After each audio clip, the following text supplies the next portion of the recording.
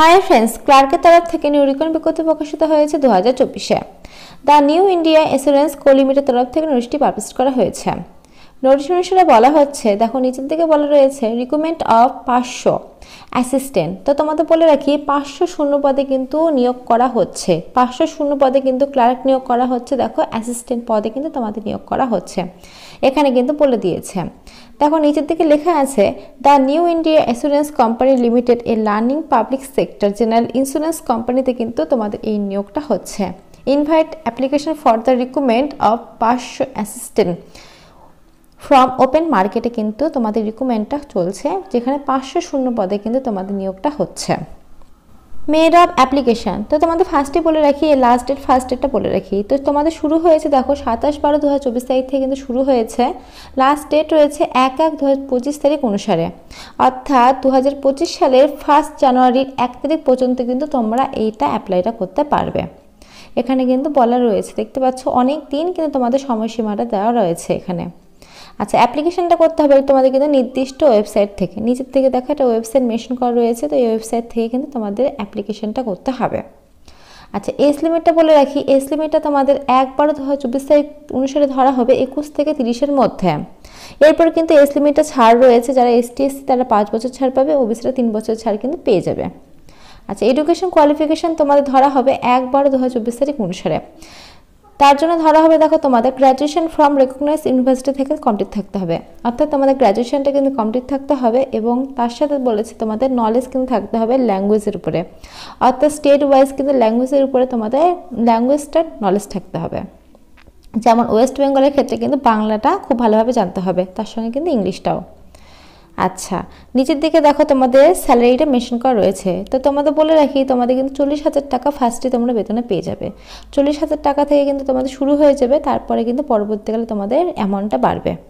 ফার্স্টে কিন্তু তোমরা জয়েনিংয়ে 40,000 টাকা পেয়ে যাবে। আচ্ছা, চলো পরের পৃষ্ঠা বাকি ডিটেলসগুলো বলে দিই।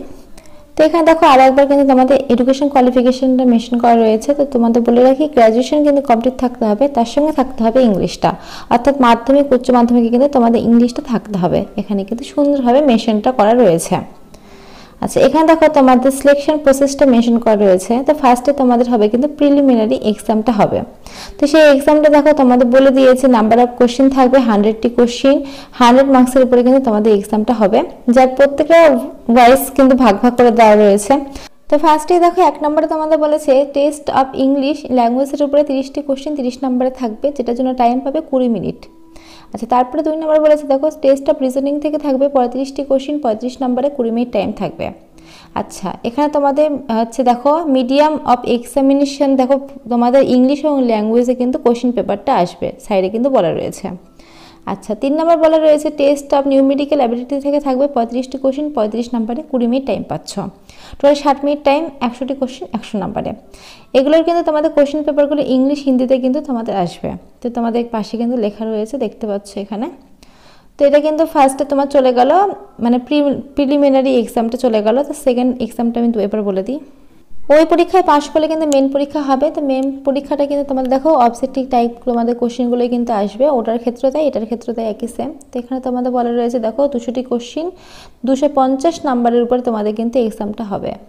আচ্ছা, এখানে ফার্স্টে রয়েছে দেখো 1 নম্বরে টেস্ট অফ ইংলিশ ল্যাঙ্গুয়েজের উপরে 40টি কোশ্চেন তোমাদের আসবে 50 নম্বরে। তারপরে দেখো টেস্ট অফ রিজনিং থেকে থাকবে 40টি কোশ্চেন 50 নম্বরে। টেস্ট অফ নিউমেরিক্যাল অ্যাবিলিটি থেকে থাকবে 40টি কোশ্চেন 50 নম্বরে।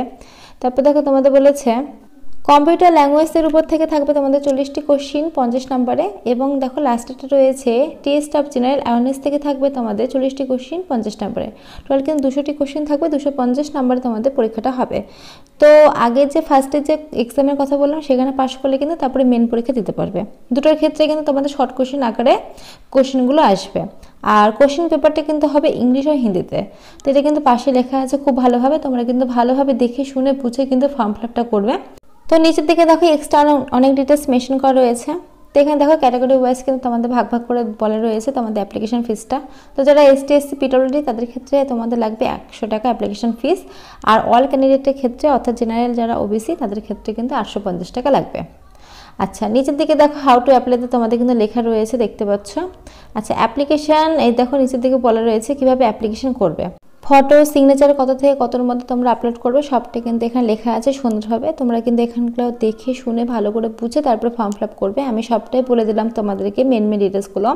আর এখানে দেখো একটা লেখা আছে, দেখো আই, তারপর শূন্যস্থান লেখা আছে, name of the candidate, here by দেখো লেখা আছে। তো এই যে মোটা কালিতে যেটা লেখা রয়েছে এটা কিন্তু তোমাদের লিখতে হবে একটা পেজের মধ্যে, এটা সাদা পেজের মধ্যে লিখে কিন্তু তোমাদের আপলোডটা করতে হবে। ফর্ম ফিল আপ করার পরে কিন্তু তোমাদের তার সঙ্গে এটাও কিন্তু আপলোডটা করতে হবে। তো এখানে যা যা ছিল সবটাই তো বলে দিলাম ভালোভাবে। এরপরে যদি কোনো রকম কোশ্চেন থাকে অবশ্যই কমেন্ট বক্সে কমেন্ট করতে পারো। আর এই রিকমেন্ডেড তোমাদের যে এক্সামগুলো সেই এক্সামগুলো কিন্তু তোমাদের হবে ওয়েস্ট বেঙ্গলের মধ্যে যেখানে যেখানে এক্সাম হয়, অর্থাৎ আসানসোল, তারপরে তোমাদের রয়েছে গ্রেটার কলকাতা, তো যেগুলো জায়গায় হয় শিলিগুড়ি, এই সমস্ত জায়গায় কিন্তু তোমাদের এক্সামটা পড়বে। তোমরা তোমাদের লোকাল জায়গাটা চুজ করে কিন্তু ফর্ম ফিল আপটা করতে পারো। তো যা ছিল সবগুলোই বলে দিলাম। এরপরে কোশ্চেন থাকলে কমেন্ট বক্সে কমেন্ট করতে পারো। আর এই ফর্ম ফিল আপটা কিন্তু গোটা ওয়েস্ট বেঙ্গল জুড়েই তোমরা করতে পারবে, তাই অবশ্যই ভিডিওটা সবার সাথে শেয়ার করতে পারো যাতে সবাই এই ফর্ম ফিল আপটা করতে পারে। এখনও কিন্তু ডেট অনেক দিন পর্যন্ত আছে, 2025 সালের 1 জানুয়ারির 1 তারিখ পর্যন্ত। তো ফ্রেন্ডস, আজকের মতো এইটুকুই। ভিডিওটা ভালো লাগলে অবশ্যই লাইক করো, আর একটু নতুন তো আপনার পাঁচজনের চ্যানেলটা অবশ্যই সাবস্ক্রাইব করে রাখো। আর অবশ্যই তোমরা তোমাদের ভিডিওটি তোমাদের ফ্রেন্ডের সাথে শেয়ার করতে পারো যাতে এই ধরনের নতুন নতুন আপডেটগুলো সবাই পেতে পারে। তো আজকের মতো এইটুকুই, ধন্যবাদ।